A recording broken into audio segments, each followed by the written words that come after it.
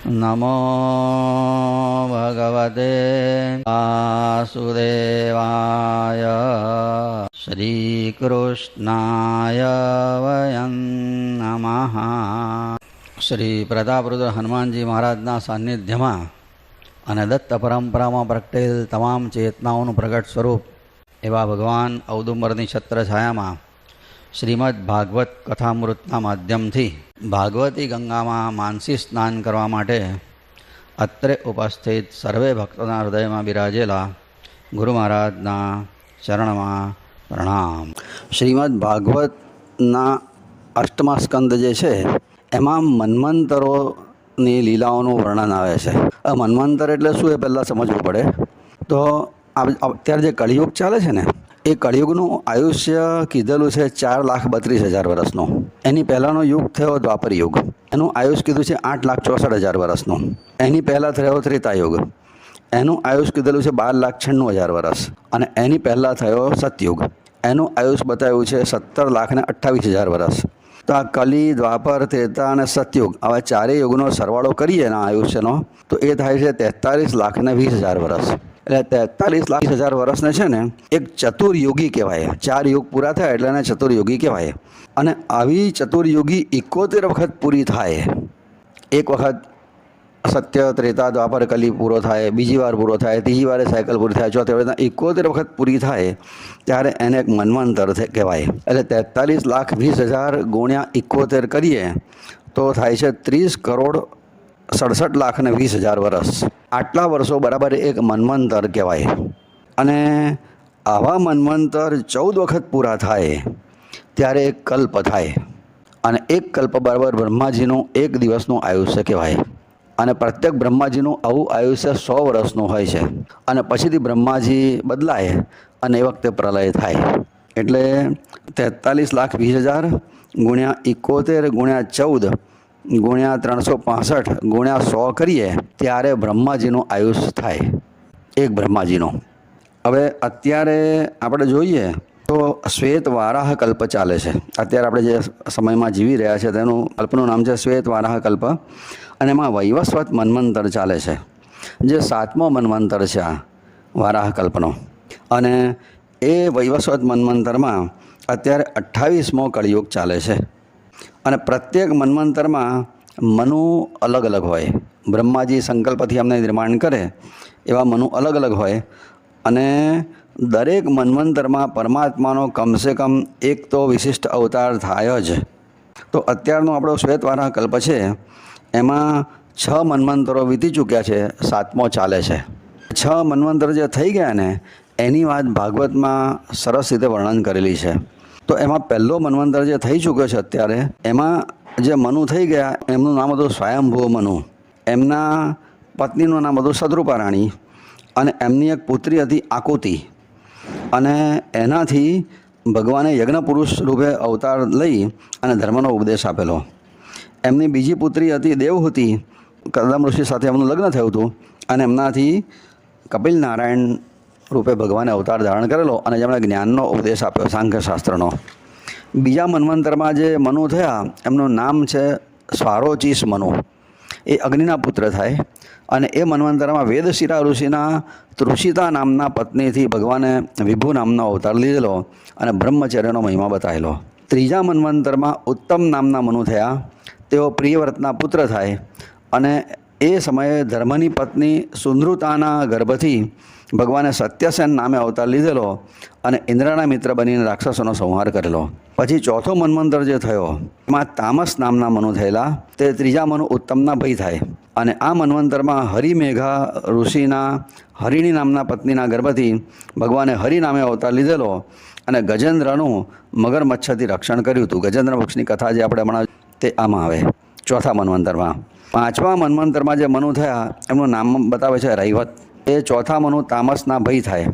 અને તમે એ સમયે શુભ્ર ઋષિના વિકુંઠા નામના પત્નીના ગર્ભથી ભગવાને વૈકુંઠ નામને અવતાર લઈ વૈકુંઠ ધામની રચના કરી હતી. પછી 6ઠા મન્વંતરમાં ચાક્ષુષ નામના મનુ થયેલા. અને તે સમયે ભગવાને વૈરાજ ઋષિના પત્ની સંભૂતિના ગર્ભથી અજીત નામે અવતાર લઈ સમુદ્ર મંથન વખતે દેવોને અમૃત પીવડાવેલું અને કચ્છનું રૂપ લઈ મંદરાચલનો રવૈયો જે હતો એનો આધાર બન્યા હતા. અને અત્યારે જે 7મો મન્વંતર જે ચાલે છે એ 7મા મન્વંતરમાં શ્રાદ્ધદેવ નામના મનુ અત્યારે છે. એ એમનું શ્રાદ્ધદેવનું બીજું નામ છે વૈવસ્વત નામના મનુ કહેવાય એમને. અને તેઓ વિવસ્વાન એટલે સૂર્યના પુત્ર થાય. અત્યારે મન્વંતરમાં એમનો કાર્યકાળ ચાલે છે. અને આ સમયમાં કશ્યપના પત્ની અદિતિના ગર્ભથી ભગવાને આદિત્યોના નાના ભાઈ વામનજીના રૂપમાં અવતાર લીધેલો. એ વામનજીનું ચરિત્ર અત્યારે આપણે હવે જોવાનું છે. જે આ 7મા મન્વંતરમાં ભગવાન પોતે આવી રીતના કશ્યપ અદિતિના ગર્ભથી પોતે પ્રગટ થવાના છે. આટલી વાત સાંભળી એટલે પરીક્ષિત મહારાજે કીધું કે મને આ 7મ મન્વંતરમાં થયેલા વામનજી મહારાજની કથા મને વિસ્તારથી સાંભળવી છે. વામનજીનું ચરિત્ર તમે મને વિસ્તારથી સંભળાવો. એટલે સુખદેવજી મહારાજે વર્ણન કરે છે. રાજન પરાજિત શ્રી રસુભિશ્ચહાપિતો ઇન્દ્રેણ રાજન ભૃગુભિ સજીવિતા સર્વાત્મના તાન ભજત ભૃગુન બલિ શિષ્યો મહાત્માર્થ નિવેદનેન.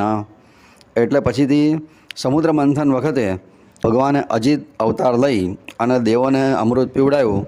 અને પછી દેવો દાનવોનું ત્યાં ભયંકર યુદ્ધ થયું. દેવોનો વિજય થયો, દાનવોનો પરાજય થયો. એટલે રાક્ષસો હાર્યા. એટલે એ લોકો પોતાના ગુરુ શુક્રાચાર્યના શરણે ગયા. એટલે શુક્રાચાર્ય જે પછી એ વખતે દૈત્યોના ગુરુ બલિને કીધું કે જો અત્યારે દેવોએ અમૃતનું પાન કર્યું છે, માટે અત્યારે તમારે 2 કામ કરવા પડશે. સૌથી પહેલું તમને શિવજીના શરણે જાઓ, અને બીજું હું તારી પાસે વિશ્વજીત નામનો યજ્ઞ કરાવું. વિશ્વજીત નામનો યજ્ઞ શુક્રાચાર્યએ કરાયો. એમાંથી સર્વજીત નામનો રથ પ્રગટ થયો.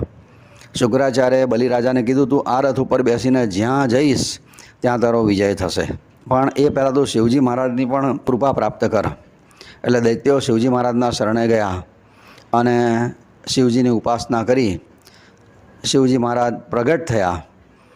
એમણે શિવજીની સ્તુતિ કરી.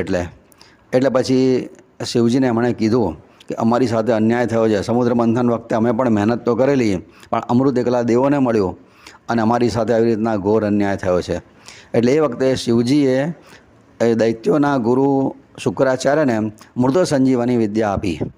કે એમને કીધું કે ભલે દેવો અમૃત પીને અમર થયા છે, પણ તમે યુદ્ધમાં મરશો ત્યારે આ શુક્રાચાર્ય તમને મૃત સંજીવની મંત્રનો પ્રયોગ કરીને તમને ફરીથી જીવિત કરશે.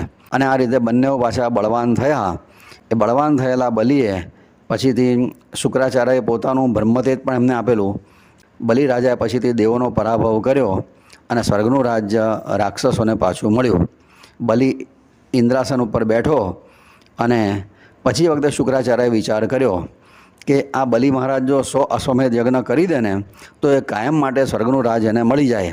પછી દેવો કદાપી કોઈની મદદ લઈ અને આ રાક્ષસોને સ્વર્ગમાંથી પદભ્રષ્ટ નહીં કરી શકે.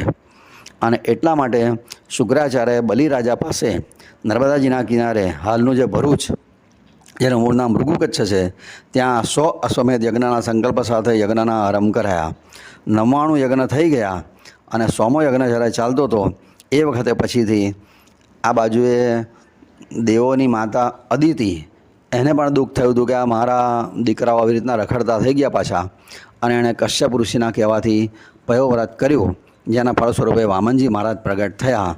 અને એમણે બલિરાજા પાસેથી આ 3 પગલાં પૃથ્વીના બદલામાં સ્વર્ગનું રાજ, પૃથ્વીનું બધું મેળવી લીધું અને રાક્ષસોને પાતાળમાં પાછા મોકલ્યા અને દેવોને સ્વર્ગનું રાજ આપેલું. આ બલિ રાજાના યજ્ઞમાં ભગવાન પોતે આવી રીતના ભિક્ષા માગવા માટે પધાર્યા.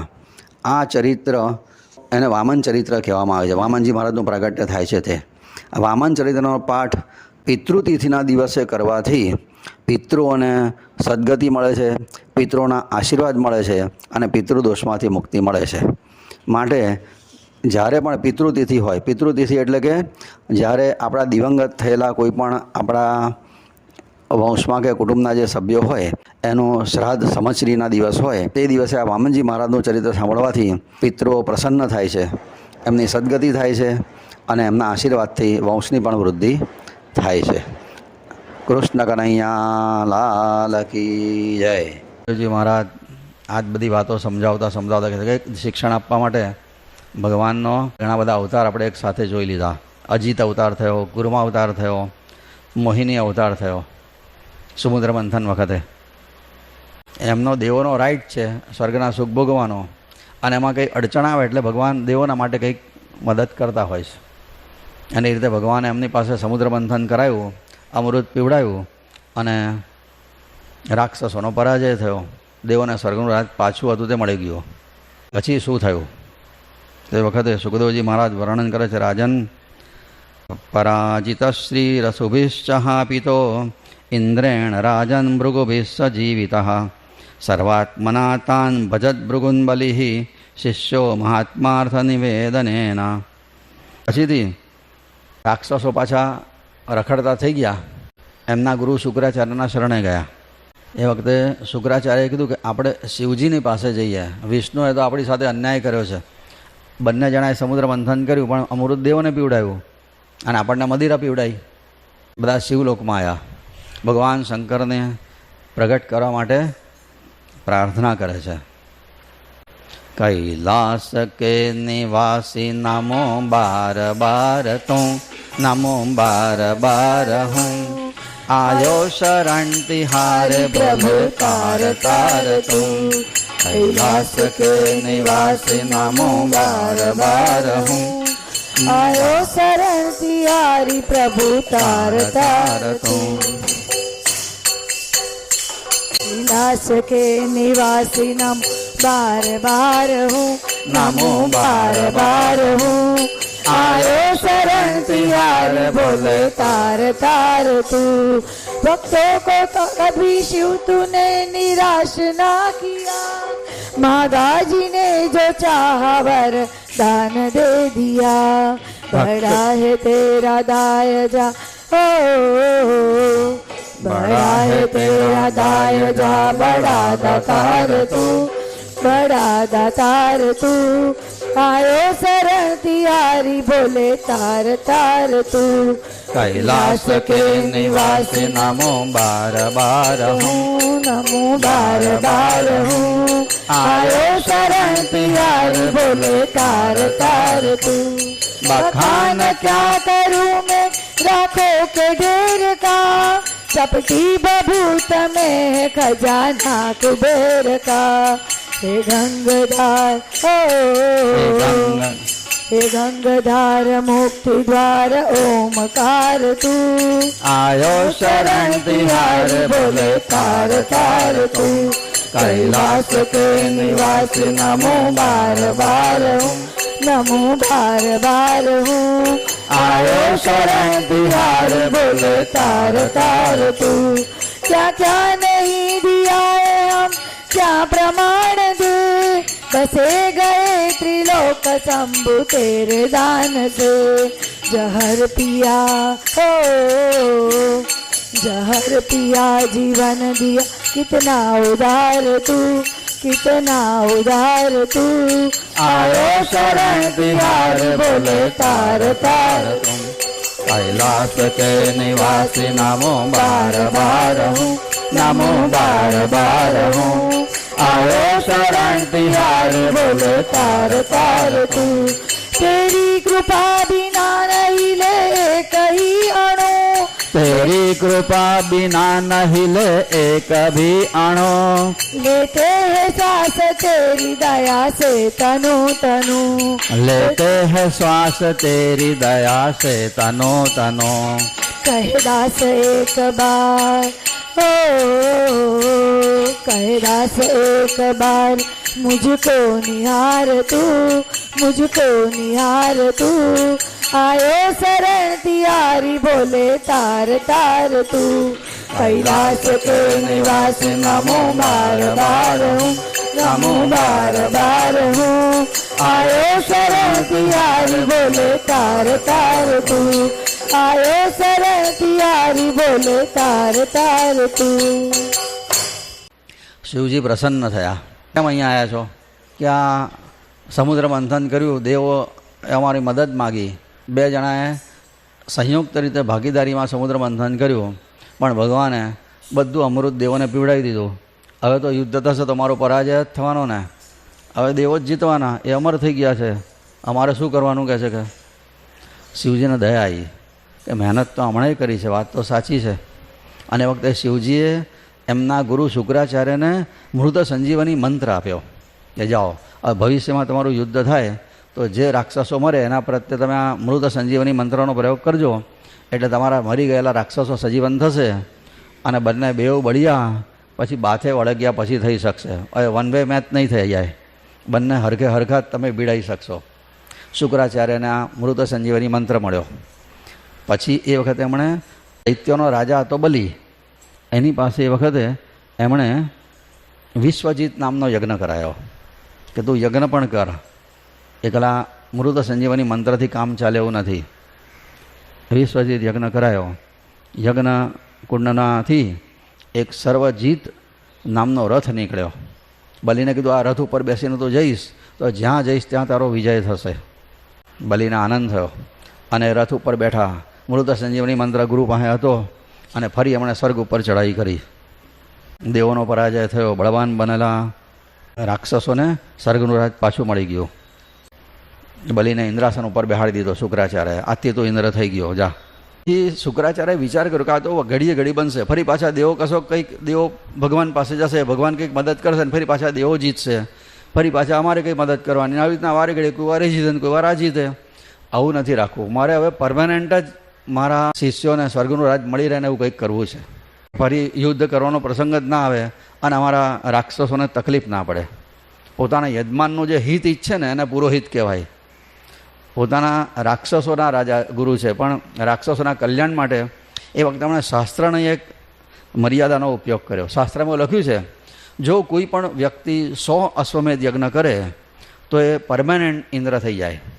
ઇન્દ્રની પોસ્ટ છે ને એ રોટેશનલ છે, જે રીતના વડાપ્રધાનની હોય ને એવી રીતના 5 વર્ષે બદલાય. રાષ્ટ્રપતિની પોસ્ટ છે 5 વર્ષે બદલાય, એવી રીતના ઇન્દ્રની પોસ્ટ પણ બદલાય. એનું પુણ્ય પૂરું થાય એટલે ફરી પાછો એ ધરતી પર આવે. પણ જો 100 અશ્વમેધ યજ્ઞ કોઈ વ્યક્તિ કરે તો એ પરમાનન્ટ ઇન્દ્ર થઈ જાય. આજ સુધીમાં કોઈએ કરી શક્યા નથી. શુક્રાચાર્યએ કીધું બલિને કે આપણે આવો યજ્ઞ કરીએ, પછી ભાંજગડ જ ના થાય કોઈ જાતની કહે છે. તે શુક્રાચાર્ય બલિને લઈને એમણે કીધું કે નર્મદા કિનારે ભક્તિ બહુ જલ્દી ફળે છે, રેવા કીરે તપઃ કુર્યાત અને મરણમ જાહ્નવી તટે. આપણે નર્મદા કિનારે યજ્ઞ કરીએ. તે ભરૂચમાં આવ્યા છે લોકો, દૈત્યો સાથે ત્યાં મુકામ કર્યો, બધી સગવડો ઊભી કરી અને એક પછીથી એક અશ્વમેધ યજ્ઞનો આરંભ કર્યો. યજ્ઞ પૂરા થતા જાય અને પેલી બાજુ દેવોનું ટેન્શન વધતું જાય કે આ જો 100 યજ્ઞ પૂરા થયા તો પછી અમે તો કદાપી જીતી નહીં શકીએ, એ લોકો પરમેનન્ટ થઈ જવાના. આધાર કાર્ડ હાથે પછી રહેવાના. અહીંયા આધાર કાર્ડ મળે પછી કોણ કાઢી શકે અમને? તો રોહિંગ્યા તરીકે આવે છે અને પછી જાય છે પાછા. પણ હાંસી ગયા. પોતાના ગુરુ બૃહસ્પતિને જઈને દેવોએ કીધું કે આ તો બહુ મોટી ભાંજગડ થવાની છે, હવે કાયમ માટે અમે રખડતા થઈ જઈશું, શું થશે? બૃહસ્પતિએ કીધું બલિના હાથે જો બ્રાહ્મણોનું અપમાન થાય તો જ એનું પતન થાય, બાકી અત્યારે એનો રોકવો અઘરો છે. કારણ કે એ લોકો શુક્રાચાર્યને ગુરુ માને છે. શુક્ર એટલે વીર્ય, સંયમી જીવન જીવે છે. અત્યારે બ્રહ્મચર્યનું પાલન કરે છે, ધર્મનો બખ્તર પહેરે છે, ગુરુ મહારાજની આજ્ઞા પ્રમાણે જીવે છે. અત્યારે એમને કોઈ રીતે રોકી શકાય એમ નથી. એક પછીથી એક યજ્ઞ ચાલ્યા કરે છે. આ બાજુ દેવોની માતા અદિતિના દુઃખ થયું કે હવે કરવું હું? મારા છોકરાઓને રખડતા કરી દીધા, મારા પુત્રો દરિદ્રી થયા છે. એમના પતિનું નામ છે કશ્યપ. કશ્યપ પતિને કીધું તમે કંઈ ઉપાય બતાવો ને કે અમારા છોકરાઓને સ્વર્ગનું રાજ પાછું મળી જાય. કશ્યપ ઋષિએ કીધું કે અત્યારે તો બલિને મારવા માટે ભગવાન પણ સક્ષમ નથી. બધું ધાર્મિક જીવન છે, કંઈ ભૂલ કરે તો એને સજા કરાય ને, ભૂલ જ નથી કરતો એ માણસ. કોઈ પણ દુઃખ એ પાપોનું જ ફળ હોય છે, કોઈ પણ પ્રકારનું દુઃખ હોય. અત્યારે લોકો જરાય ભૂલ જ નથી કરતા, સંયમી જીવન જીવે છે, બરાબર ધાર્મિક જીવન ગુરુની આજ્ઞા પ્રમાણે. માટે અત્યારે તો કંઈ થાય નહીં. પણ મને એવું લાગે છે કે તું જો પયોવ્રત કરે તો પયોવ્રતમાં એવી શક્તિ છે કે પરમાત્મા તારે ત્યાં પુત્ર તરીકે આવે અને ભગવાન જો કંઈક કરે તો આ તારા છોકરાઓનો કંઈક પત્તો પડે, બાકી અત્યારે બીજો કોઈ ઉપાય નથી. કશ્યપ ઋષિ આવું કહી દીધું. પયોવ્રત કર. પયોવ્રત એટલે દૂધ, પય એટલે દૂધ, 12 દિવસનું આ વ્રત હોય છે. ફાગણ મહિનાની પૂનમથી એની શરૂઆત થાય. 12 દિવસનું વ્રત છે. દિવસમાં 10 વખત સ્નાન કરવું પડે છે. આવું લખ્યું છે. 10 પ્રકારના સ્નાન કરવા પડે. લક્ષ્મીનારાયણની બ્રાહ્મ મુહૂર્તમાં પૂજા કરવી પડે છે. વ્રત કરનાર પતિ ને પત્ની બંને જણાએ માત્ર દૂધ ઉપર રહેવાનું હોય છે. કંદમૂળ ફળ પણ ના ખવાય, ફરાળ ખવાય નહીં, ઓનલી દૂધ. પયોવ્રત જ એનું નામ. ઓમ નમો નારાયણાય, ઓમ નમો નારાયણ, આ મહામંત્રનો સતત જપ કરવાનો હોય છે. અને સૂર્યાસ્ત પહેલાં 108 વખત અગ્નિનારાયણમાં આહુતિ આપવાની હોય છે. ઉદ્યાપન વખતે ગાયો દાનમાં આપવી પડે છે. અને રાત્રે લક્ષ્મીનારાયણનું સ્મરણ કરતાં કરતાં સૂઈ જવાનું હોય. જો આ વ્રત તું બરાબર કરે તો ભગવાન તારા ઉદરમાં આવે અને એ તારા પુત્રોને માટે કંઈક કરે. કશ્યપ અદિતિએ પયોવ્રત શરૂ કર્યું છે. આદિનારાયણ પરમાત્માનું આરાધન કરતાં કરતાં ને જણા આ વ્રતના નિયમો પાળે છે. ભૂમિ શયન કરે છે, શીત સ્નાન કરે છે, સત્સંગ કરે છે. ગૃહસ્થાશ્રમ સત્સંગથી જ ફળે, નહીં તો ગૃહસ્થાશ્રમ નરકમાં પહોંચાડે એવો છે. મનુષ્ય જન્મ મળ્યા છતાંય પતન કરાવી આપે એટલો બધો શક્તિશાળી છે. પણ જો સત્સંગ હોય ને તો એ હેમખેમ પાર ઉતરીને ઉપરની યોનિમાં જાય. એ પ્રમાણે જો પતિ પત્ની ગૃહસ્થ હોવા છતાં સંયમી જીવન જીવે તો જે સદગતિ હિમાલયમાં તપશ્ચર્યા કરનારને મળે છે એ જ ગતિને એ સ્થિતિ ગૃહસ્થને પણ મળી શકે છે. વધારે તો હું સાધુ સંન્યાસીઓના આશ્રમમાં કંઈ ભગવાનના જન્મ નથી થતા, પણ ગૃહસ્થના ઘેર ભગવાન જન્મ લે છે. ગૃહસ્થ ધારે તો ભગવાનને પોતાના ખોળામાં રમાડી શકે છે. એટલી શક્તિ છે. ભગવાનના બધા જ જન્મ ક્યાં થયા છે? ગૃહસ્થને ત્યાં થયા છે. કોઈ સંન્યાસીના આશ્રમમાં નથી થયા. પણ એના માટે પતિએ બનવું પડે કશ્યપ અને પત્નીએ બનવું પડે અદિતિ, તો ભગવાન આવે. કશ્યપ એટલે કશ્યપ શબ્દનો ઊંધો કરો તો શું થાય? પશ્ય ક. પશ્ય એટલે જોવું અને ક એટલે ભગવાન. બધે જ ભગવાન છે, બધામાં ભગવાન છે. આ ભાવથી જે વ્યવહાર કરે એને કશ્યપ ઋષિ કહેવાય. પત્નીએ થવું પડે અદિતિ. અદિતિ એટલે દિતિ એટલે બે અને અદિતિ એટલે એક. અભેદ બુદ્ધિ એને અદિતિ કહેવાય. આ મારું તારું, નાનું મોટું, પારકા પોતાના, આવો ભેદભાવ બિલકુલ નહીં. બસ બધા જ ભગવાનના બાળકો છે. એ ભાવથી વર્તન કરે એને અદિતિ કહેવાય. તો પતિ જો કશ્યપ બને, પત્ની અદિતિ બને, તો ભગવાન આજે પણ એને ત્યાં જન્મ લેવા માટે તૈયાર છે. બ્રહ્માકાર વૃત્તિ હતી અદિતિની. બેનું આવું સંયમી જીવન ચાલતું હતું. એ અરસામાં પછીથી હું સવન વ્રત બરાબર બિલકુલ કોઈ જાતની ભૂલ વગર પરિપૂર્ણ થયું છે. અદિતિ માતા સગર્ભા થયા અને ભગવાન પોતે વચન આપેલું છે પ્રમાણે એમના ઉદરમાં પ્રવેશ કર્યો. ધીમે ધીમે અદિતિ માતાના 9 માસ 9 દિવસ પરિપૂર્ણ થયા છે. હવે કશ્યપ ઋષિ રાહ જુએ છે કે ક્યારેક કંઈક બાળકનો જન્મ થાય, પરમાત્માનું પ્રાગટ્ય થશે કે નહીં થાય. પણ 9 મહિના જે રીતે અદિતિ માતા બધી જ્ઞાનની વાતો બોલેલા, સગર્ભા સ્ત્રી જે બોલે એને જે ઈચ્છા થાય ને એના પરથી ભાવિ સંતાનની આગાહી થાય. એ જ્ઞાનની વાતો કરતા હતા. કશ્યપ ઋષિને લાગતું હતું કે ના, કંઈક સારા સમાચાર તો મળશે. અને બરાબર 9 માસ ને 9 દિવસ પરિપૂર્ણ થયા છે. ભાદરવા મહિનો ચાલતો હતો. ભાદરવા સુદ બારસનો દિવસ હતો. ભાદરવા સુદ બારસને શું કહેવાય છે ખબર છે? વિજયા દ્વાદશી. વિજયાદશમી આપણે જાણીએ છીએ, આ વિજયા દ્વાદશી કહેવાય છે. બારસ, ભાદરવા સુદ બારસનો દિવસ હતો. કશ્યપ ઋષિ મધ્યાહ્ન કાળે ગંગા કિનારે સંધ્યા કરવા માટે ગયા હતા. અદિતિ માતા એકલા ઘરમાં હતા. છેલ્લો દિવસ હતો એમનો. 9 માસ 9 દિવસ પરિપૂર્ણ થઈ ગયા હતા. પરમ પવિત્ર સમય પ્રાપ્ત થયો છે. અને એ વખતે અદિતિ માતાના સન્મુખ આદિનારાયણ પરમાત્મા પોતે ચતુર્ભુજ સ્વરૂપે પ્રગટ થયા છે. બોલીએ શ્રી વામનજી મહારાજ. પણ ચતુર્ભુજ સ્વરૂપે આત્મા શંખ ચક્ર ગદા પદ્મ ધારણ કરેલા છે. અને બધા જ દેવો ગંધર્વો અખંડ ભૂમંડલાચાર્ય કશ્યપ અદિતિ નંદન કૌપિંધારી મહાતેજસ્વી અજીન દંડ કમંડલ મેખલાધારી બટુક બ્રહ્મચારી શ્રી વામનજી મહારાજો વિજયતે તમામ વિજયતે તમામ વિજયતે તમામ.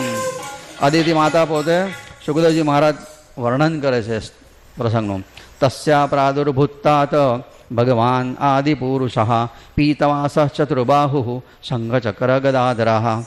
પીળા રંગનો પિતાંબર પહેરીને પ્રગટ થયા છે. હાથમાં શંખ ચક્ર ગદા પદ્મ ધારણ કરેલા છે. અદિતિ માતા ચતુર્ભુજ સ્વરૂપની સ્તુતિ કરે છે.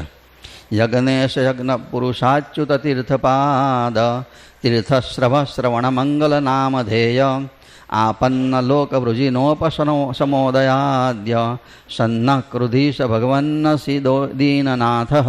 હે ભગવાન, તમે યજ્ઞ કરનાર છો અને યજ્ઞના સ્વામી પણ તમે જ છો. તમારા ચરણ કમળનું ધ્યાન કરનાર બહુ આસાનીથી ભવસાગરની પાર ઉતરે છે. એવા તમારા ચરણમાં વારંવાર વંદન કરું છું. અને પછીથી આ રીતે અદિતિ માતાએ સ્તુતિ કરી. કશ્યપ ઋષિને ખબર પડી કે પ્રાગટ્ય થયું છે ભગવાનનું, દોડતા ગંગા કિનારેથી ઘરમાં આવ્યા છે.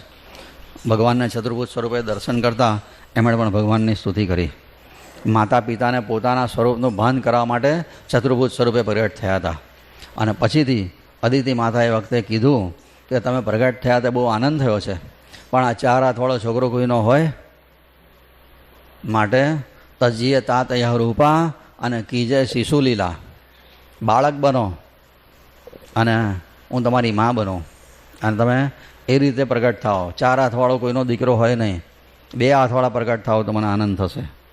ભગવાન જ્યારે પ્રગટ થાય છે ત્યારે માની કોઈ પણ ઈચ્છા પૂરી કરે છે. માએ કીધું 2 હાથવાળા થાઓ તો ભગવાને વખતે પોતાનું ચતુર્ભુજ સ્વરૂપ અંતર્ધાન કર્યું અને એ વખતે લંગોટી પહેરેલા બટુક વામન બ્રહ્મચારીજી તરીકે પોતે પ્રગટ થયા છે. બોલીએ બટુક બ્રહ્મચારી શ્રી વામનજી મહારાજ કી જય.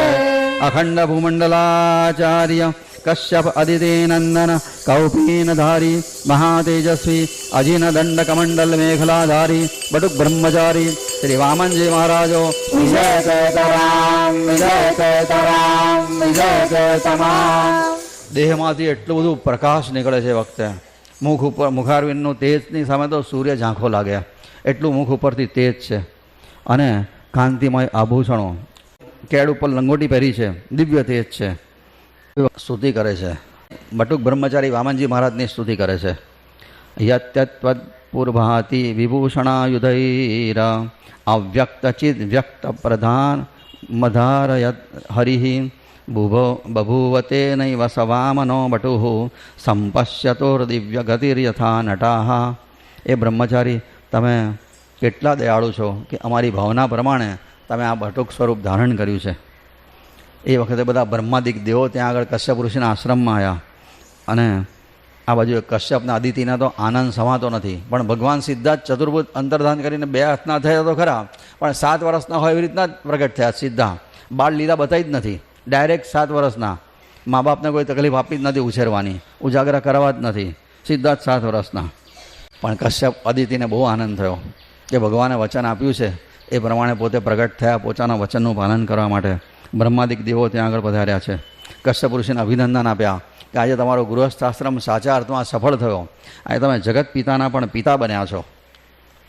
પ્રગટ થયા એટલે પછીથી 7 વર્ષના હતા એટલે કશ્યપ ઋષિને થયું કે 7 વર્ષે તો એને જનોઈ આપવાની હોય તો એને જનોઈ આપી જ દઈએ. યજ્ઞોપવિત સંસ્કાર એ બ્રાહ્મણનો સૌથી શ્રેષ્ઠ ઉચ્ચ કક્ષાનો સંસ્કાર મનાય છે. બ્રાહ્મણનો બીજી વાર જન્મ થાય છે, 2 વાર. એક માના પેટમાંથી થાય અને બીજો જન્મ જ્યારે એનો યજ્ઞોપવિત સંસ્કાર થાય ત્યારે. એટલે બ્રાહ્મણને કહેવાય છે દ્વિજ. દ્વિ એટલે 2, જ એટલે જન્મે. જે 2 વાર જન્મે છે એને દ્વિજ કહેવાય. બ્રાહ્મણને આ દ્વિજ કહેવાય છે. એનો બ્રહ્મ સંબંધ થાય છે. જનોઈ આપ્યા પછીથી માતા સાથે એનું છેલ્લું ભોજન થાય. જનોઈ દીધેલો છોકરો પછી માની સાથે એક થાળીમાં જમી શકે નહીં. જનોઈ દેતા સુધી માની જોડે થાળીમાં જમી શકે બાળક. જનોઈ આપ્યા પછી મા બાપ બદલાય. પછી સૂર્યનારાયણના પિતા ગાયત્રીની મા બને છે. બહુ ઉચ્ચ કક્ષાના સંસ્કાર છે.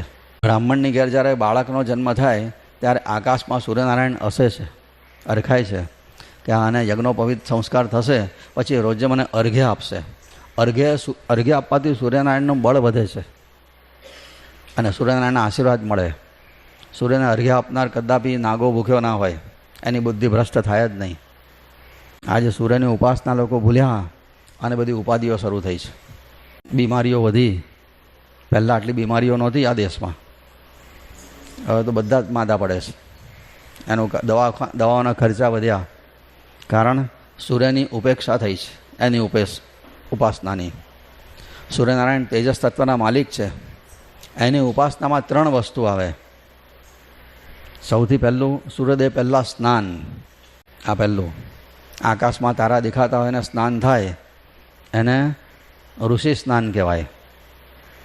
તારા દેખાતા નથી પણ સૂર્યોદય થયો નથી ને સ્નાન થાય એને માનવી સ્નાન કહેવાય. અને સૂર્યોદય થયા પછીથી સ્નાન થાય એને રાક્ષસી સ્નાન કહેવાય.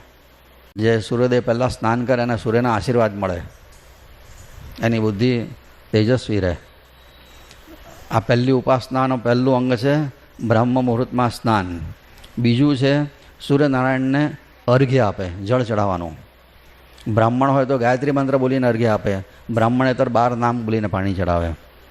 અને ત્રીજું છે સૂર્ય નમસ્કાર. આ 3 રીતે સૂર્યની ઉપાસના થાય છે. આજે સૂર્ય નમસ્કાર લોકો કરતા નથી.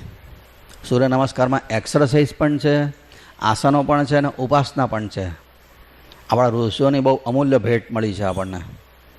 હમણાં જાપાનમાં ટોક્યોમાં ઓલિમ્પિક થઈ ને, એ વખતે એના ઇનોગ્રેશનમાં જાપાનીઝ છોકરાઓએ અને છોકરીઓએ 12 સૂર્ય નમસ્કાર કરીને દુનિયાને બતાવ્યા, આપણને બતાવ્યા. હા કે તમે ભૂલ્યા છો અને અમે પકડ્યું છે તમારું. સારું હતું તે. વસ્ત્રો પહેરેલા ભારતનો ફ્લેગ છે ને, તિરંગો, એ ડ્રેસમાં. એવા સરસ એ દ્રશ્ય હતું, ખરેખર આપણા રૂવાડો ઊભા થઈ જાય. જોડે જોડે અફસોસે થાય કે પરદેશના લોકો આપણી સારી વસ્તુ પકડે છે અને આપણે સાવ ભૂલીને બેઠા છે. આજકાલના નિશાળમાં ભણતા છોકરાને સૂર્યનારાયણના 12 નામ નથી આવડતા. 90% હોય તો મા બાપ પરખાય છે. હા, બટન તૂટી જાય એટલી છાતી ફૂલી જાય છે. પણ માદા પડવાના છે, કમાઈને એ ખબર નથી પડતી. તંદુરસ્તી નહીં હોય તો પૈસાને શું કરશે? બુદ્ધિ નહીં હોય તો શું કરશે? આદિત્યસ્ય નમસ્કાર યે કુર્વંતી દિને દિને જન્માંતર સહસ્રેષુ દારિદ્ર્ય ન ઉપજાય તે. 1000 જન્મ સુધી એને ગરીબ થવાનો વખત ના આવે. શ્રદ્ધા નથી એટલે ટાઈમ નથી મળતો. શ્રદ્ધા હોય તો ટાઈમ મળે જ છે, કેમ ના મળે? 12 સૂર્ય નમસ્કાર તો રોજ બધાએ કરવા, બહેનોએ, ભાઈઓએ, બધાએ જ. સૂર્ય નમસ્કાર તમે સૂર્યોદય પછી કરો તો ચાલે, ગમે ત્યારે કરો તો. પણ સ્નાન ને સૂર્યનારાયણને જળ તો સમયસર અપાવવું જ જોઈએ. આપણે ગાડીઓના ટાઈમ સાચવીએ છીએ, દાડે મોડા નથી પડતા. બસોના ટાઈમ સાચવીએ છીએ, પણ સ્નાન ને સંધ્યાનો સમય નથી સાચવતા. આજથી તારા પિતાજી સૂર્યનારાયણ છે, ગાયત્રી તારી માં છે. સ્વામી મહારાજે એકવાર એક જણને જનોઈ એમની હાજરીમાં થયું, પછી કીધેલું સંધ્યા ગાયત્રી બરાબર કરજે, મરતા સુધી ભીખ માગવાનો વખત નહીં આવે. આવું બોલેલા છે. અને પછી વામનજી મહારાજને યજ્ઞોપવિત સંસ્કાર થયો છે. યજ્ઞોપવિત એટલે દેવોએ આપેલી બ્રાહ્મણને ચપરાશ છે. બેંકની બહાર પેલો ઉભો રહે ને પટ્ટો ગળે લટકાઈને, ચપરાસી, એવી રીતના બ્રાહ્મણોને આપેલી ચપરાશ છે. અમે દેવોના દૂત છીએ, એની સાબિતી છે. એ યજ્ઞોપવિત બહુ પવિત્ર માન્યું છે. આજકાલ તો કેટલાય લોકો જનોઈની મર્યાદાએ નથી સમજતા. 3 દોરાનું જે જનોઈ હોય છે, એકમાં અ ગણાય, બીજામાં ઉ ને ત્રીજામાં મ, ઓમ. ઓમકાર શરીર પર ધારણ કર્યો છે એવું મનાય. અને એક ધાગામાં બ્રહ્મા, બીજામાં વિષ્ણુ ને ત્રીજામાં મહાદેવ, દત્તાત્રેયને દેહ પર ધારણ કર્યા છે એવું મનાય. એની મર્યાદા પણ એવી પાળવાની હોય. લખ્યું છે આવું બધું. વામનજી મહારાજને યજ્ઞોપવિત સંસ્કાર થયો છે. સૂર્યનારાયણે વખતે એમને ગાયત્રી મંત્ર આપ્યો, આજથી તું ગાયત્રી મંત્ર કરજે. અદિતિ માતાએ લંગોટી આપી છે, આજથી તો લંગોટી ધારણ કરજે. ધરતી માતાએ આસન આપ્યું દર્ભનું, આની પર બેસીને તું સંધ્યા ગાયત્રી કરજે. બ્રહ્માજીએ કમંડળ આપ્યું. સરસ્વતી માતાએ જપ કરવા માટે રુદ્રાક્ષની માળા આપી છે, તું આનાથી માળા ફેરવજે. કુબેર ભંડારીએ ભિક્ષા પાત્ર આપ્યું, તારે આજથી ભિક્ષા માગીને ભોજન કરવાનું છે, આજથી ત્રિકાળ સંધ્યા કરવાની છે. એ રીતના એમનો યજ્ઞોપવિત સંસ્કાર થયો. પછીથી યજ્ઞોપવિત થાય એટલે ભિક્ષા માગવાની હોય. પહેલી ભિક્ષા અદિતિ માતા પાસેથી માગી. માની પાસેથી માગે ને બાળક ભિક્ષા, પહેલી ભિક્ષા માં આપે, બીજી ભિક્ષા એમને પાર્વતી માતાએ આપી છે, આવું લખ્યું છે. અને પછીથી ઓમ ભગવતી ભિક્ષાન દેહી કહીને ઉભા રહ્યા, માતાજીએ આપી અને એ રીતે ભિક્ષા એમને પ્રાપ્ત થઈ. પછી પહેલી વખત માગેલી ભિક્ષા ગુરુને અર્પણ કરવાની હોય છે, આવું લખ્યું. તે ગોર મહારાજને ભિક્ષા અર્પણ કરી દીધી વખતે ગુરુજીએ કીધું આ તો બહુ થોડી ભિક્ષા છે, ભિક્ષા વધારે લાય ને. તો એણે કીધું કે તમે મને એવો મોટો યજમાન બતાવો તો વધારે ભિક્ષા લઈ આવો. આ યજમાન તો અહીંયા આવ્યા છે, એક તો ઉપરથી કૈલાસથી આવ્યા છે, એમને તો અહીંયા જ કશું નથી તો એ શું વધારે ભિક્ષા આપે. અને મારી માએ બ્રાહ્મણની પત્ની છે, તપસ્વીની, અમારા ઘરમાં ક્યાં હોય, કોઈ એવો તગડો યજમાન બતાવો તો તગડી ભિક્ષા લઈ આવું.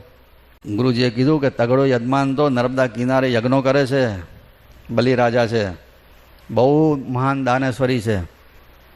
એના બાયણે એકવાર જે ભિક્ષા માગવા જાય ને એણે મરતા સુધી કોઈ દિવસ ફરી ભિક્ષા માગવા જવું પડતું નથી, એટલું આપે છે. જાય એના બારણે, ગોર મહારાજની આજ્ઞા થઈ, એ યજ્ઞ કરે છે અને એક પછી એક યજ્ઞો ચાલુ જ છે. જા એમના બારણે. અને અને વામનજી મહારાજ પોતે ત્યાંથી નર્મદા કિનારે આવવા માટે તૈયાર થયા છે. એમનું પ્રાગટ્ય થયું છે બિહારમાં, પણ આ ભિક્ષા માગવા માટે પોતે આવી રહ્યા છે ગુજરાતમાં, ભરૂચમાં, નર્મદા કિનારા તરફ. સુખદેવજી મહારાજ વર્ણન કરે છે, રાજન તન્નર્મદાયા તટ ઉત્તરે બલે યઋત્વિજસ્તે ભૃગુગચ્છ સંજ્ઞકે પ્રવર્તયંતો ભૃગવઃ ક્રતુત્તમં વ્યચક્ષતારા દુદિતમ યથા રવિમ. અને એ વખતે આવી રીતના યજ્ઞ થઈ રહ્યો છે. આ શ્લોક પણ ભાગવતમાં નથી. આના પછી નામના સ્વરૂપનું વર્ણનનો પણ શ્લોક ભાગવતમાં નથી. આ બે શ્લોક પણ પિતાજીએ ડોંગરેજી મહારાજ પાસે લખાયા હતા, એ બોલે ને એમણે લખી લીધેલા. ડોંગરેજી મહારાજ બે શ્લોક ખાસ કથામાં ગાતા હતા. અને એ વખતે જે સુખદેવજી મહારાજ તૈયાર થયા તે કેવા દેખાતા હતા એમનું વર્ણન અહીંયા કર્યું છે હવે એના શ્લોકમાં. એક હાથમાં કમંડળ છે, બીજા હાથમાં માળા છે, કેડ ઉપર કૌપિન ધારણ કરેલું છે, હાથમાં છત્રી છે અને મેખલા એટલે ખભા ઉપર જનોઈ છે. અતિશય દિવ્ય સ્વરૂપ છે. કોઈ પણ જુએ તો વગર પરિચય પગે લાગ્યા સિવાય રહે નહીં. કાલે આપણે ખરેખર વામનજી જે આવેલા ને, સાક્ષાત વામનજી હતા. હા, ખરેખર આપણે ભાગ્યશાળી છે કે કાલે આવી ગયા એ પ્રાગટ્ય થતા આજે થાય છે. પણ બહુ જ સુંદર સ્વરૂપ હતું. ગઈકાલે જે જોયું ને એક્ઝેક્ટ એવા છે બરાબર. અને એ સ્વરૂપનું વર્ણન કરતો શ્લોક આ ડોંગરજી મહારાજ બોલતા હતા. સાંભળતા સાંભળતા જ ખબર પડશે કે આ આખું સ્વરૂપ નજર સામે દેખાશે. અજીન દંડકમંડલુ મેખલા રુચિરપાવન વામનમૂર્તયાધિકારયે નિગમવાક પટવે બટવે નમઃ અભ્રશ્યામં શુભ્રયજ્ઞોપવીતિ સત્કૌપીન પીતકૃષ્ણાજિન શ્રી છત્રીદંડી પુંડલીકાયતાક્ષી પાયાદેવો વામનો બ્રહ્મચારી. પોતે બ્રહ્મચારી બિહારથી નીકળ્યા છે. વિષ્ણુ ભગવાન પોતે વામન બનીને ગુજરાત તરફ આવી રહ્યા છે. શ્રીમાન નારાયણ નારાયણ નારાયણ શ્રીમન નારાયણ નારાયણ નારાયણ શ્રીમાન નારાયણ નારાયણ નારાયણ શ્રીમાન નારાયણ નારાયણ નારાયણ સ્મે નારાયણ નારાયણ નારાયણ સત્યનારાયણ નારાયણ નારાયણ બદ્રી નારાયણ નારાયણ નારાયણ બદ્રી નારાયણ નારાયણ નારાયણ બદ્રી નારાયણ નારાયણ નારાયણ શ્રીમન નારાયણ નારાયણ નારાયણ. બટુક બ્રહ્મચારી શ્રી વામનજી મહારાજ કી જય. જ્યારે વામનજી મહારાજ આવતા હતા, ચાલતા હતા, એ વખતે બધા રસ્તામાં જે પણ એમને જુએ એમને વંદન કરે અને એમની પાછળ પાછળ એ લોકો પણ ચાલવા માંડે. એવું તેજસ્વી સ્વરૂપ હતું. વિષ્ણુ વામન તઈને ચાલિયા રે, વિષ્ણુ વામન બને ચાલિયા રે, વિષ્ણુ વામન તઈને ચાલિયા રે, વિષ્ણુ વામન બને ચાલિયા રે.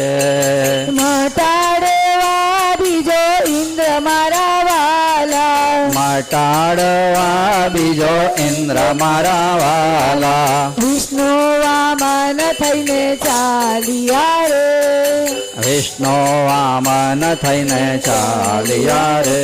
એણે શ્વેત છત્ર શિર પર ધર્યું રે. એણે શ્વેત છત્ર શિર પર ધાર્યો રે. એના કર્મા કમંડલ સાર મારા વાલા. કર્મા કમંડલ સાર મારા વાલા. એના કર્મા કમંડલ સાર મારા વાલા. કર્મા કમંડલ સાર મારા વાલા.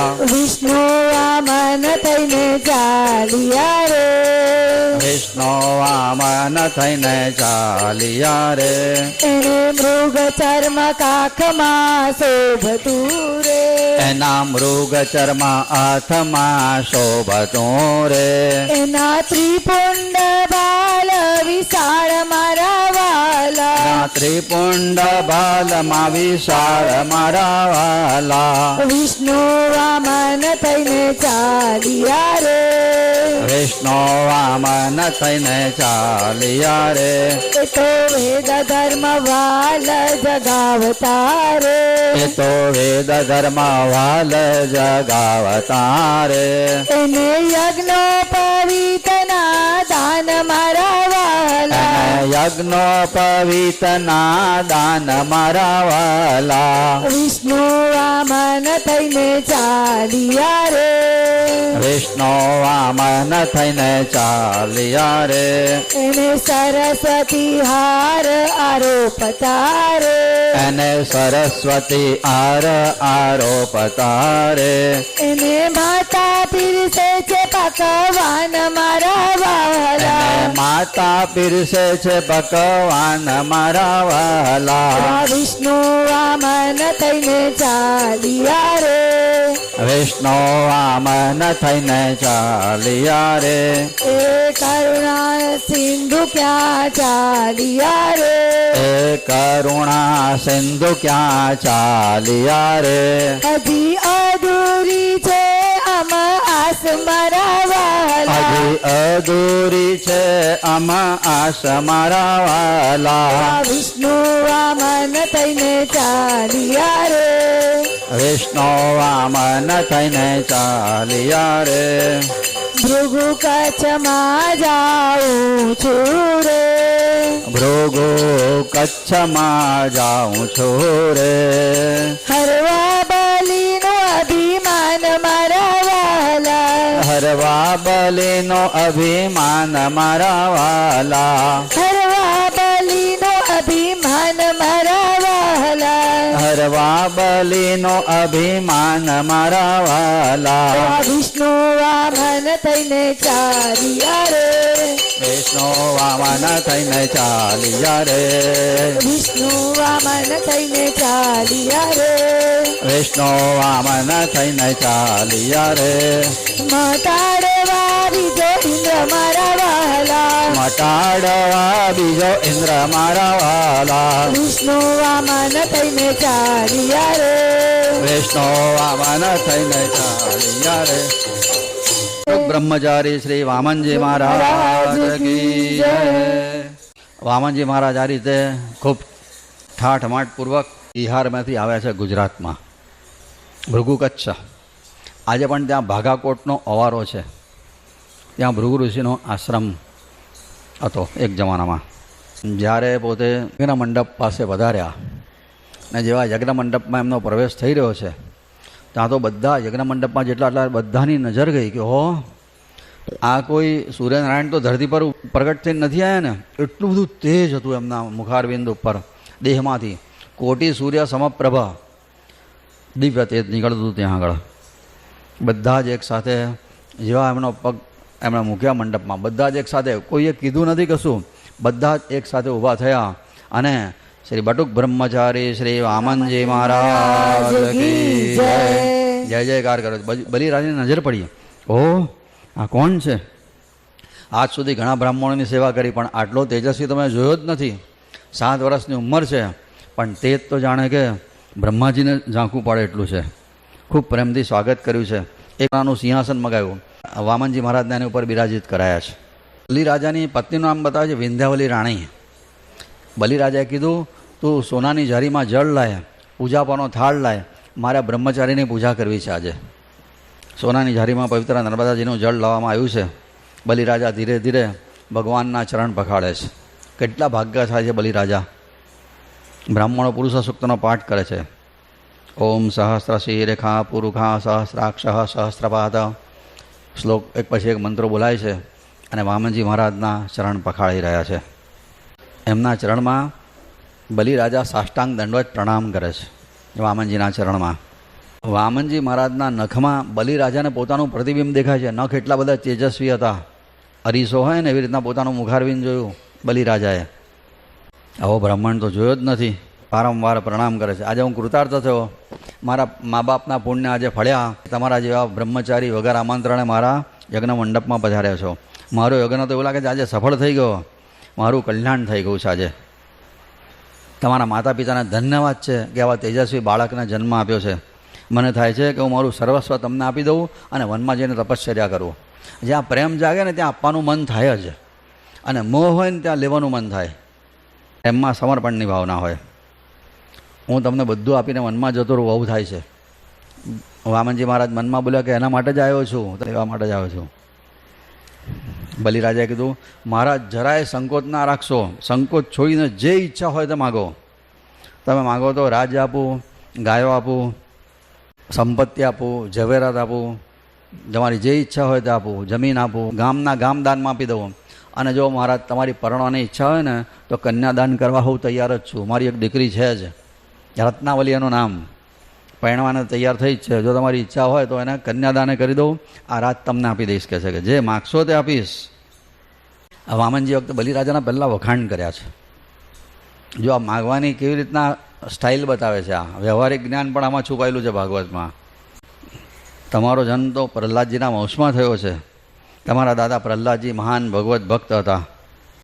તમારા પિતાજી વિરોચન, એમની ઉદારતાની તોલે તો કોઈની ઉદારતા આવે જ નહીં. એના જેવો ઉદાર કોઈ થયો નથી અને ભવિષ્યમાં થવાનો નથી. વિરોચન બહુ ઉદાર હતા. તમારા પિતાજી વિરોચન મહાન ઉદાર હતા. તમારા દાદા પ્રહલાદજી મહાન ભગવત ભક્ત હતા, જેમના માટે ભગવાન સ્તંભમાંથી પ્રગટ થયા. તમારા દાદાના પિતાજી હિરણ્યકશ્યપુ, એના જેવો સુરવીર કોઈ થયો નથી અને થવાનો નથી કહે છે કે. તમારા પરદાદાની વીરતા, તમારા દાદાની ભક્તિ અને તમારા પિતાની ઉદારતા બધું તમારામાં ઉતરી આવ્યું છે એવું લાગે છે. એટલે બલિરાજા વિચાર કરે કે દેખાય છે 7 વર્ષ અને મારા દાદા અને બાપા અને પરદાદાની બધી વાતો કરે છે. પૂછ્યું તે તમે મારા 7 વર્ષના અને મારા પિતાજી ને દાદા અને પરદાદાને બધાને જોયા છે ખરા? કારણ કે જોયા તો કોઈને નથી, પણ તમારી બધી વાતો સાંભળીને અહીંયા આવ્યો છું. તમારા બાયણે કહે છે કે તમારા બધાના ગુણગાન સાંભળીને આવ્યો છું. તમારા એમની પરદાદાની વીરતા, તમારા દાદાની ભક્તિ અને તમારા પિતાજીની ઉદારતા તમારામાં મને સ્પષ્ટ દેખાય છે. બલિરાજ તો ઓળખાઈ ગયો. મહારાજ માગો તે આપું, જે માગશો તે બધું જ આપી દઈશ. રાજાને પહેલાં વચનથી બાંધ્યો છે. આપીશ આપીશ વારંવાર બોલ્યો છે રાજા. જે માગશો તે આપીશ, જે માગશો તે આપીશ વારંવાર. અને એ વખતે વામનજી બોલ્યા છે રાજા હું લોભી બ્રાહ્મણ નથી. આ માગવાની સ્ટાઇલ છે. કોઈને પણ ઘેર જાઓ ને તો માગતા પહેલાંના વખાણ કરવા પડે. આમ તો માગવા જ નહીં જવું ખરેખર તો, કારણ કે માગવાનું પરિણામ હોય છે તો આગળ આવશે જ આ ચરિત્રમાં. માગન મરણ સમાન હૈ, મત કોઈ માગો ભીખ, માગન સે મરના બલા, યહ સદગુરુ કી શીખ. મરી જવું પણ માગવું નહીં. કબીર વે નર મર ચૂકે, જો કશું માગન જાય, અને ઇનકે પહેલે વે મુએ જીન મુખ નિક્ષત ના હ. માગવા જેવું તો મરણ સમાન જ છે, પણ માગવા આવ્યો ને ના પાડ્યું એના કરતાં પણ મોટું મરણ સમાન છે. આવું લખ્યું છે. માગવું નહીં અને માગવા આવ્યો હોય તો એને ના પાડવી પણ નહીં. આવું લખ્યું છે. હું લોભી બ્રાહ્મણ નથી, હું સંતોષી છું. બલિરાજાને એવી ઠસક હતી કે મારા બાયણે આવેલો કદાપી બીજાના બાયણે જવાની જરૂર જ ના પડે. એ અભિમાન હતું બલિરાજાને. અને ખરેખર એવું આપતા હતા બી ખરા, પણ આપતા હતા એ સારું હતું, પણ એનું અભિમાન ખોટું હતું. સત્કર્મ સારું છે, પણ સત્કર્મનું અભિમાન બહુ પતન કરે. સત્કર્મથી જેટલો લાભ છે ને એના કરતાં એના અભિમાનથી વધારે નુકસાન છે. મારા પગલાંથી માપું એવા મારા પગથી માપીને 3 પગલાં ભૂમિનું દાન લેવા તારી પાસે આવ્યો છું. એટલી ભૂમિનું તો મને દાન આપ. બલિરાજાએ કીધું કે આ જ્ઞાની તો છે, પણ બહુ વ્યવહારિક જ્ઞાન હોય એવું લાગતું નથી. નાના બાળક છે. આ મહારાજ ભણ્યા છે પણ કંઈ ગણ્યા હોય એવું લાગતું નથી. માગતા આવડતું નથી. કીધું મહારાજ તમને કંઈ માગતા આવડતું નથી, 3 પગલાં નહીં, તમે માગો તો 3 ગામ દાનમાં આપી દઉં. આટલું ઓછું તો શું કરશો? 3 પગલાં જમીન લઈને શું કરશો? મોટા થશો પછી કદાચ પરણવાનું મન થાય, બાળકો થાય, અને વખતે તમારા જેવા તેજસ્વીને ફરી માગવા જવાનું મન કેવી રીતના થશે? કુટુંબનું ભરણ પોષણની જવાબદારી આવશે. કંઈક એવું માગો કે તમારા કુટુંબનું ભરણ પોષણ થાય. કહો તો 3 ગામ દાનમાં આપી દઉં. મારી પ્રસિદ્ધિ એવી છે કે એકવાર પૂજન કરીને બ્રાહ્મણને દાનમાં જે આપું ને, એ બ્રાહ્મણે કદાપી બીજાના બાયણે જવાની જરૂર નથી પડતી. કહે છે કે દાન લેનારને સંતોષ થવો જોઈએ, પણ દાન આપનારને સંતોષ થવો જોઈએ. દાનના નિયમો બતાવ્યા છે શાસ્ત્રમાં. તો કીધું છે કે આપનારને એવું લાગવું જોઈએ કે મેં બહુ ઓછું આપ્યું, અને લેનારને એવું લાગે કે મને બહુ આપી દીધું. આ દાનની પહેલી શરત છે. એને દાન કહેવાય. સુપાત્રે દાનમ. આપતી વખતે એવી રીતે આપવું કે એને લેવાની ઈચ્છા હોય, એને જરૂર હોય અને ઉપયોગ કરવાનો હોય. આટલી શરતો પછીથી આપેલું દાન એને સુપાત્રે દાનમ કહેવાય. જબરજસ્તી બજાડો તે દાન કહેવાય નહીં. એનો ઉપયોગ કરવાનો હોય, એને એની જરૂર હોય અને એને લેવાની ઈચ્છા હોય, આટલું. અને પાછું આપનારને એવું લાગે કે મેં બહુ ઓછું આપ્યું, અને લેનાર એવું બોલે કે બહુ આપી દીધું. આટલું પડાય ત્યારે એને શ્રેષ્ઠ દાન માન્યું છે. અક્ષય ફળ આપે છે. વામનજી મહારાજ કીધું કે રાજન તને ધન્ય છે, પણ મારે માગવામાં વિવેક રાખવો જોઈએ ને. તમે તો બધું આપો, લાભ થાય ને તો લોભ વધે, અને લોભ એ બધા પાપનું મૂળ છે. માટે હું લોભ નહીં કરું, મારો તો સંતોષ જ છે.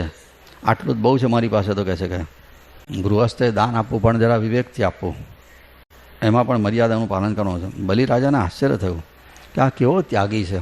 આટલું કહું છું કે માગ છતાંય કશું વધારે જોતું. 3 પગલામાં તો હું એને મળવાનું હતું. કહે છે કે બલિરાજાએ કીધું મહારાજ કંઈક હજુ વિચાર કરો, કંઈક વધારે માગો. વામનજી મહારાજ કહે કે ના, એ તો મારે થયું તેવું કે આજે સવારે એક જણના બંગલાના ઓટલા પર સંધ્યા કરવા બેઠો, બંગલાવાળાએ મને ઉઠાડ્યો, એટલે મારી સંધ્યામાં વિક્ષેપ થયો. તું 3 પગલાં જમીન આપે તો એની પર બહેનો હું સંધ્યા કરીશ. મારે બીજી જમીનને શું કરવાની છે? કહે છે કે હું તો સંધ્યા ગાયત્રી બેસીને કરાય એટલી જ જમીન માગું છું તારી પાસે. કહે છે કે મારે બીજું જોઈતું જ નથી. કહે છે બલિરાજાને થાય કે હું આપવા તૈયાર છું, ના લેવા તૈયાર નથી.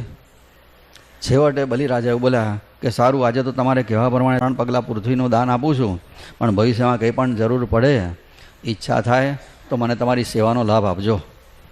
વામનજીએ કીધું કે આજે તો આજની વાત આજે, પછી કાલની વાત કાલે, આજની વાત તો જોઈએ. બલિરાજા દાનનો આપવા તૈયાર થયા. વામનજી કીધું સંકલ્પનું દાન મારે જોઈએ છે, સંકલ્પ સાથે આપ. અને બલિરાજા સંકલ્પ સાથે દાન આપવા માટે તૈયાર થયા. સંકલ્પનું દાન આપવું નહીં, આપણે કીધું ને, દાન લેવું નહીં, આપવું નહીં, મુક્ત દાન આપવું. આ ખંજરીઓ મુક્ત મને આપી છે, વગાડો કે તોડી નાખો, બધું કોઈ દોષ નહીં. પણ જો સંકલ્પથી આપેલું હોય, લેનાર છૂટે ને લેનાર બંધાય. શુક્રાચાર્ય વખતે રાક્ષસોના ગુરુ તે મંડપમાં બેઠેલા, એને થયું કે આ 3 પગલાં માગે છે ને, આ કંઈ રહસ્ય છે આમાં. બલિરાજાને કહ્યું ઉતાવળ કરશો નહીં, આ દેવોનું કામ કરવા માટે આવ્યો છે, અને તારું બધું રાજ આમ આપીને લઈ જશે ને તને ભિખારી બનાવી દેશે. કહે છે કે નરકમાં જવું પડશે, માટે વિચાર કર. આ બાળકના પગલાં તને અત્યારે દેખાય છે નાનો, એનું મૂળ સ્વરૂપ પ્રગટ કરશે ને તો સમજણ નહીં પડે કેવું થાય છે. તે કહે છે કે તો બલિરાજાએ કીધું કે દાન ના આપું. શુક્રાચાર્યએ કીધું આપ, પણ તારા પગલાંથી માપી ના આપ. એના પગલાંથી માપવાની ના પાડ દે. હું મારા પગલાં મોટા છે, તમને વધારે જમીન મળે એવું કહીને દાન આપ, તારા પગલાંથી માપ. બલિરાજા કહે સંકલ્પ પ્રમાણે માણસ દાન ના આપે તો એ નરકમાં જાય છે. એકવાર સંકલ્પ કરે અને પછી ના આપે તો એ નરકમાં જાય છે, એવું શાસ્ત્રમાં લખ્યું છે. શુક્રાચાર્ય કે જે હોય તે અત્યારે બધી નરકને સ્વર્ગની વાતો છોડ, પણ આટલો ફેરફાર કર, નહીં તો ફસાયો સમજજે. તને કોઈ બચાવશે નહીં, તને બેહવાની જગ્યા નહીં રહે, તને સાવધાન કરું છું. બલિરાજા કે જે થાય તે, મેં તો વાણીથી તો આપી જ દીધું છે, હવે પાણી જ આપવાનું બાકી છે ખાલી. સંકલ્પ તો કરી દીધો છે, હવે મોડેથી તો બોલી દઉં છું. અને આ મારા માટે તો પ્રાણ જાય પણ વચન ન જાય. મેં કીધું છે એટલે હું આપીશ જ ને, આ પ્રમાણે જ આપીશ. શુક્રાચાર્યએ કીધું કે વિપત્તિના સમયે બોલેલું વચન ફોક કરવામાં ગુનો નથી. 4 એવી બાબત બતાવી છે ભાગવતમાં કે જે વખતે તમે બોલીને ફરી જાઓ અથવા જુઠ્ઠું બોલ્યો, અસત્ય બોલો તો ક્ષમ્ય છે, પ્રશંસનીય નથી પણ ચાલે. એવી 4 બાબત છે. બહુ પકડી ના લેતા. હા, કે એક તો કોઈનું ઠેકાણું ના પડતું હોય લગ્નનું, ત્યારે જરાક થોડુંક ઉમેરી હોય તો ઠીક છે, એમ આવું લખ્યું છે. કોઈ છોકરીનું ઠેકાણું ના પડતું હોય, જરાક શ્યામ હોય તો તો કહ્યું કે ભાઈ શ્યામ નથી પણ જરા શાલિગ્રામ ભગવાન જેવી છે એવું કહેવું. બીજું, સ્ત્રીઓને વાત કહેતી વખતે પણ થોડુંક ચાલે. આ બધું બોલતા મારી તો હિંમત નહીં ચાલતી, પણ એ લખ્યું છે એટલે કહેવું પડે છે. કોઈ પ્રાણ સંકટમાં હોય ત્યારે હિંમતથી જુઠ્ઠું બોલી દેવાનું, એ વખતે પાપ નહીં લાગે. પોતાનો પ્રાણ સંકટમાં હોય કે બીજાનો સંકટમાં હોય અને બચાવો હોય એ વખતે પણ જુઠ્ઠું બોલવામાં જરાય દોષ નથી. એમાં એ ગાયના બ્રાહ્મણનું રક્ષણ થતું હોય, નિર્દોષનું રક્ષણ થતું હોય એ વખતે બે ધડક જુઠ્ઠું બોલો, જરાય પાપ જમા નહીં થાય, બલકે પુણ્ય મળશે. આવું લખ્યું છે. બલિરાજાએ કીધું તમે ઉપદેશ તો બહુ સુંદર આપ્યો છે, પણ હવે જે હોય તે મારે તો આ દાન આપવું જ છે. બ્રાહ્મણનો છોકરો છે, તમે કહો છો કે આ પરમાત્મા છે, પરમાત્મા મારા બાયણે ખડો હોય તો પછીથી હું મારું સર્વસ્વ આપી દઉં, 3 પગલાં પૃથ્વી હું, જે માગે તે મારું જાન પણ આપી દઉં. મારા બાયણે ભગવાન ક્યાંથી હોય? હું ના પાડું તો મારા જેવો મૂર્ખો કોણ? એ વખતે એના પત્નીનું નામ છે વિંધ્યાવલી રાણી. એ વિંધ્યાવલી રાણીએ કીધું કે ના, જરાય વિચાર ના કરશો, આ તો તેરે દ્વાર ખડા ભગવાન ભગત ભર દે રે જોડી, ભગત ભર દે રે જોડી. तेरे द्वार खड़ा भगवान भगत भर दे रे झोली. डोल उठी है सारी धरती देख रे, डोला गगन है सारा.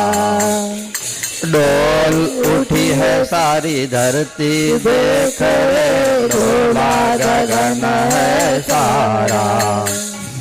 भीख मांगने आया तेरे घर,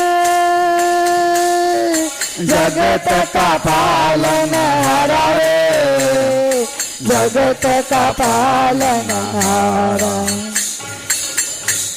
मैं आज तेरा मेहमान लेकर ले मुझसे जरा पहचान, भगत भर दे रे झोली, भगत भर दे रे झोली. तेरा होगा बड़ा एहसान के जुग जुग तेरी रहेगी शान, भगत भर दे रे झोली, भगत भर दे रे झोली. श्री वामन भगवान की जय. तू छोड़ सकल अभिमान, अमर कर ले तू अपना ना दान. આજે ના પાડીશ, પત્નીએ કહી દીધું જે થાય તે થવાની હોય તે થાય. જો ભગવાન બાયણે આવ્યો હોય તો શું કરવા વિચાર કરવાનો હોય? આજે ગુરુનું વચન, ગુરુની આજ્ઞાનું પાલન નહીં કરવામાં કલ્યાણ છે. બલિરાજા આજે ગુરુની આજ્ઞાને ઉલ્લંઘન કરવા તૈયાર થયો છે. અમુક વખતે શાસ્ત્રની જે મર્યાદાઓ છે એની વિરુદ્ધ પણ આવી રીતના જવાથી કલ્યાણ થયા છે. ગોપીઓ પતિનો ત્યાગ કર્યો છે, પ્રહલાદજીએ પિતાનો અનાદર કર્યો છે. શુક્રાચાર્ય કીધું તારે પગ મૂકવાની જગ્યા નહીં રાખે, તારે નરકમાં જવું પડશે. બલિરાજે કીધું કે સંપત્તિનો ઉપયોગ જો સન્માર્ગે કરતાં વિપત્તિ આવે ને તો એ વિપત્તિમાં દુઃખ હોતું નથી, એ વિપત્તિ પણ એ વખતે સુખદાયક બની જાય છે. અને બલિરાજા તૈયાર થયો, ચલો ગુરુ મહારાજ સંકલ્પ કરાવો. શુક્રાચાર્ય કહું નહીં કરાવો, સંકલ્પ નહીં કરાવો. વામનજી મહારાજે કીધું કે તમારા ગોર મહારાજ ના પાડે ને તો હું સંકલ્પ કરાવીશ, હું બધું ભણીને જ આવ્યો છું, મને આવડે જ છે બધું. અને વામનજી મહારાજ દાનનો સંકલ્પ કરાવે છે. બોલ્યા ઝારીમાંથી જમણા હાથમાં પાણી પધરાવો. શુક્રાચાર્યને હજુ પણ યજમાનનું હિત મનમાં છે. અને એ વખતે એમણે શું કર્યું, ઝારીનું નાળચું હોય ને એમાં જઈને બેસી ગયા કે પાણી બહાર પડે તો સંકલ્પ થાય ને, સંકલ્પ વગર દાન થશે નહીં. ઝારીના નાળચામાં બેસી ગયા. રામનજી સમજી ગયા કે આ જરા વધારે ડાપણ કરે છે, હવે એને સીધો કરવો પડશે. તે વખતે એક દર્ભની સળી લીધી, નાળચામાંથી અંદર એવી ઘોંચીને એની એક આંખ કાણી થઈ ગઈ. શુક્રાચાર્ય થયું વધારે બેસી રહીશ ને તો બીજી હોવું જશે, અહીં બહાર નીકળીને ભાગો, એમાં જ કલ્યાણ છે. એક આંખ કરી નાખી એને અને ભગાડી મૂક્યો એને. એક આંખ કરી એનો અર્થ શું? વામનજી મહારાજે કીધું શુક્રાચાર્યને, તું બે આંખે ના જોઈશ દુનિયાને કે આ તારો ને આ પારકો, એક આંખે જો દુનિયાને, અભેદ દ્રષ્ટિથી જો. ગુરુ થયો, આ જગતને એક આંખે નિહાળવાનું છે કે બધા જ ભગવાનના છે. હું ભગવાનનો અને દુનિયા ભગવાનની. એક આંખે જુઓ. ભગવાને આવું શિક્ષણ આપ્યું છે. રામજીએ પણ પેલો જયંત આવ્યો હતો ને પચમટીમાં સીતાજીના પગે ચાંચ મારવા, ત્યારે એની એક આંખ કાણી કરેલી, એક આંખ રવા દીધેલી, એક આંખ ફોડેલી. અહીંયા પણ શુક્રાચાર્યને એક આંખ ફોડી નાખી. ભગવાન એવું કહે છે કે એક આંખે દુનિયાને જોવાની છે, એટલે જગતમાં એક જ પરમ તત્વને જોવાનું છે કે ભગવાનની સત્તાથી આ દુનિયા ચાલે છે. કોઈ પારકો નથી, કોઈ પોતાનો નથી, કોઈ દુશ્મન નથી, કોઈ મિત્ર નથી. સમભાવ, સમદ્રષ્ટિ, સમવર્તી નથી થવાનું, સમદ્રષ્ટિ રાખવાની છે. બધા ભગવાનના છે એ ભાવથી, પરસ્પર દેવો ભવ એ ભાવથી જોવાનું છે. સમવર્તી ના થવાય, સમદ્રષ્ટિ તો થવાય. સંકલ્પ પરિપૂર્ણ થયો અને વામનજીએ પોતાનું સ્વરૂપ જ્યાં વધાર્યું છે, ચરણ ધરતી ઉપર છે ને મસ્તક છેક સ્વર્ગને અડકે છે, બ્રહ્મલોક સુધી ગયું છે મસ્તક. એ વખતે ત્યાં રીછોના જાંબુવાન એ વખતે ત્યાં હાજર હતા. ભગવાનનું એટલું વિશાળ, અને એ વખતે એમણે 2 ઘડીમાં એ ભગવાનના વિરાટ સ્વરૂપની 7 પ્રદક્ષિણા કરેલી. 2 ઘડીમાં એટલી જાંબુવાનની શક્તિ હતી.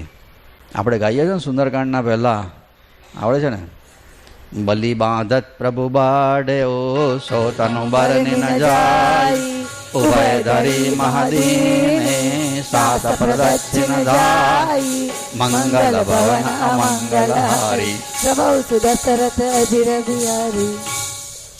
બલી બાંધત પ્રભુ બાઢેવ, બલીને બાંધવા ભગવાન તૈયાર થયા ત્યારે બાઢેવ સો તનો, જેનું બરદી ના જાય, એનું વર્ણન ના થઈ શકે. અને ઉભય ધરી, ઉભય ધરી એટલે 2 ઘડી, 2 ઘડી એટલે 48 મિનિટ, 1 ઘડી એટલે 24 મિનિટ.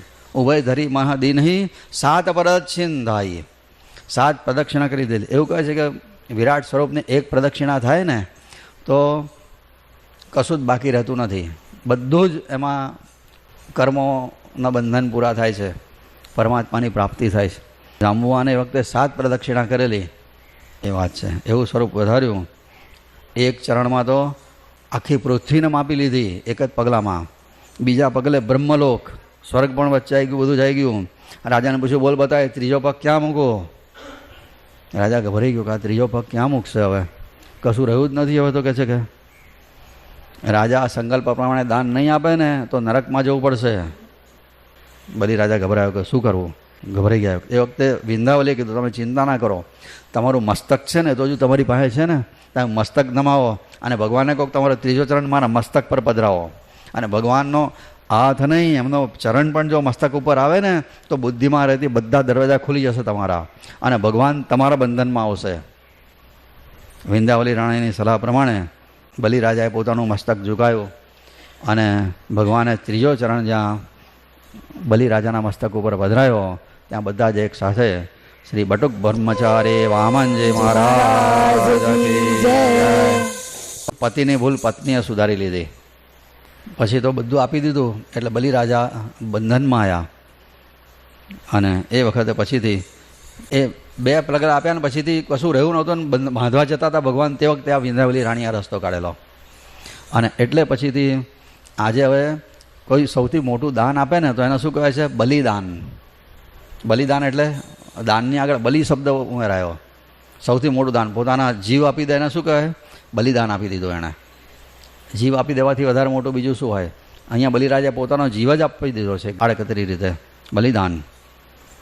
અને એટલે આવું દાન કોઈ આજ સુધીમાં આપ્યું નથી ને ભવિષ્યમાં કોઈ આપી શકશે નહીં. એટલે વૈષ્ણવોમાં છે ને દાન શબ્દ નથી વપરાતો, ભેટ શબ્દ વપરાયો ત્યારથી.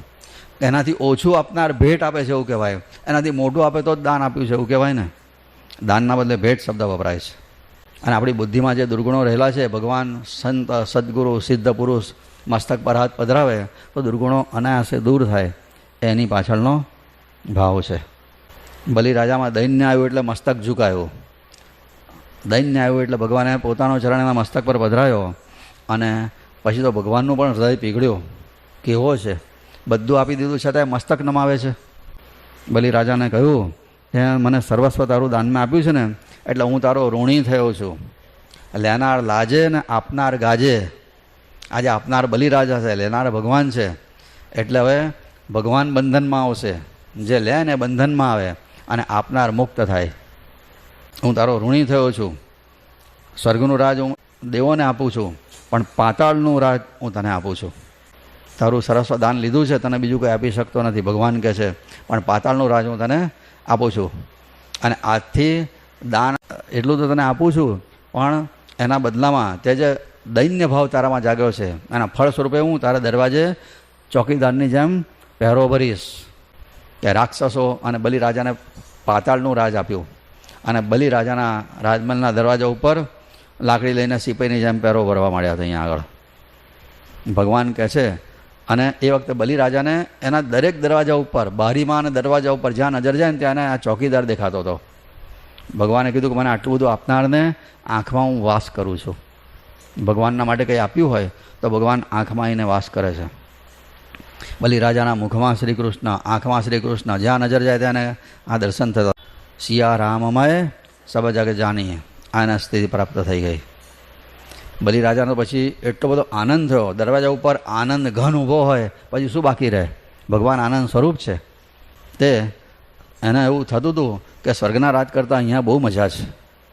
સારું થયું મને આ સ્વર્ગના રાજ ને પૃથ્વીનું રાજ લઈને મને આ રાજ આપ્યું. તે ભગવાન હોય પછી એનાથી વધારે સારું બીજું, ભગવાનના સાનિધ્યથી વધારે સારું સુખ કયું હોય?